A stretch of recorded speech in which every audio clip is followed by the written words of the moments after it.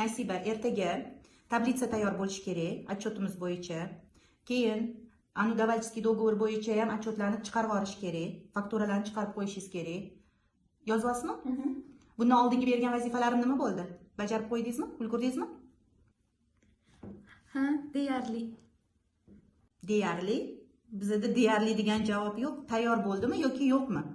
Bitta sonni topolmayotgan edim. Insonlar nega yo'q deya olishmaydi? Chunki ular rad etilishdan qo'rqishadi. Xuddiki ular bilan aloqani uzadigandek, xuddiki ularni boshqa qabul qilmaydigandek. Ikkinchisi, aybdorlik hissi. Xuddiki yo'q deyishsa, ular yomon bo'lib qoladigandek. Aslida yo'q deyish yomon degani emas. Bu o'z chegarasini belgilash degani. Uchinchisi, hammaga yoqish istagi. Siz xohlasangiz ham, xohlamasangiz ham hammaga yoqa olmaysiz. Eng muhimi, o'zingiz qanday bo'lsangiz, shundayligingizcha qoling. Yo'q so'zi bu devor emas. Yo'q so'zi orqali sen o'zingni chegarangni belgilaysan.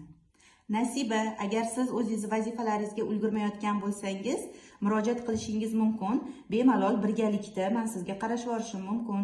Chiqmayotgan o'sha soningizni topishga yoki ulgurmayotgan ishingizga. Muhimi, yordam so'rashdan qo'rqmang.